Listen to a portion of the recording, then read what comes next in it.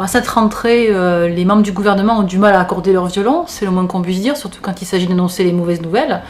Première cacophonie il y a une semaine de ça sur l'ISF, l'impôt sur la fortune. Christine Lagarde annonce, notre ministre de l'économie, qu'il faudrait revoir l'ISF qui serait trop élevé dans notre pays par rapport à la moyenne européenne. Aussitôt démenti par François Fillon qui explique que ça ne va pas bouger.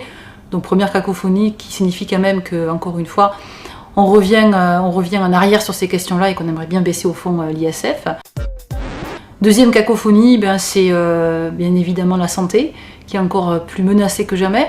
Là encore, Christine Lagarde, toujours la même, qui annonce que concrètement, on va revoir le forfait hospitalier, bien sûr à la hausse, et qu'on va dérembourser les médicaments, ou de nouveaux médicaments. Mais là encore, nouvelle cacophonie, voulue par la même pour le coup, puisqu'il y a l'annonce de la même intervention, que finalement tout ceci n'est pas confirmé, et que les travaux sont en cours.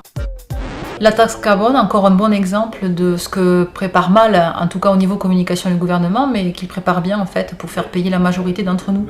La taxe carbone, c'est bien évidemment la cacophonie entre certes Fillon et Sarkozy, qui reprend la main sur cette question, mais au fond c'est surtout un impôt injuste, une taxe injuste qui va toucher la majorité d'entre nous, qui est déjà touchée par la crise, et qui sera absolument inefficace au niveau écologique, parce que c'est pas ça qui aujourd'hui règle les problèmes écolos, bien au contraire, c'est une taxe qui par ailleurs ne touchera pas les plus pollueurs. Donc deuxième attaque de la rentrée, mais il y en a d'autres bien évidemment, c'est aussi l'éducation nationale. Là malheureusement les mauvaises nouvelles, elles sont actées déjà, puisque dans le budget c'est 16 000 postes qui vont être supprimés pour 2010, c'est aussi comme ça qu'on s'attaque aux services publics.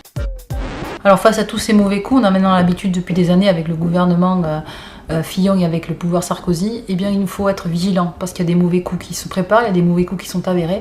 Il faut être vigilant et puis il faut aujourd'hui bien tout faire pour faire converger les mobilisations, les consciences et se battre contre toutes ces mesures antisociales.